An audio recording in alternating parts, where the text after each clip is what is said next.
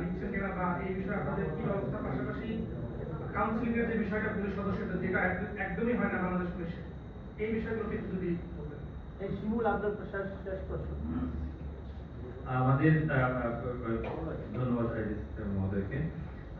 আমাদের আপনি যে প্রশ্নটা করেছেন যে আমরা তো সবসময় আমরা প্রফেশনালিজমের দিকে আমাদের ফোর্স কে সবসময় মোটিভেট করার চেষ্টা করি।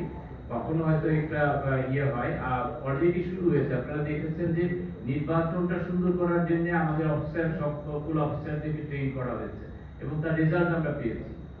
যে পুলিশ সদস্য যারা তারা এই ট্রেনিং এর ভিতরে আছে এবং যে কোনো ধরনের এই যে প্রফেশনাল ইয়ে থেকে যে ডেভিয়েশন এইটা যাতে করতে না পারে, এই জন্য যে আইন প্রচলিত আইন অনুযায়ী আমরা কঠিন ভাবে যাদের যেগুলো সংশোধনযোগ্য সেগুলো তো আমরা সংশোধন করার চেষ্টা করি মোটিভেশনের মাধ্যমে, আর যেগুলো ওয়াজ নসিহতে কাজ হয় না ওগুলো আমরা শক্তভাবে সেগুলোকে হ্যান্ডেল করি। আপনারা যদি এই পরিসংখ্যান নেন যে প্রতি বছর আমাদের কি সংখ্যক লোকের বিরুদ্ধে পানিশমেন্ট হচ্ছে, তাদের পদাবনতি হচ্ছে, বিভিন্ন ধরনের শাস্তি হচ্ছে, সেটাও একটা বড় সংখ্যা।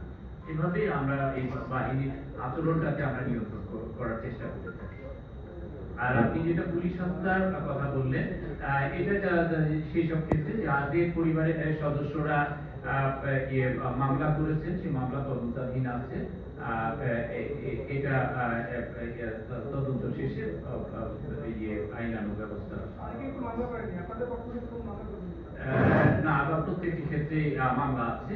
প্রত্যেকটি ভুক্তভোগীর আত্মীয় স্বজন বা ইভেন তারা মামলা করেছে।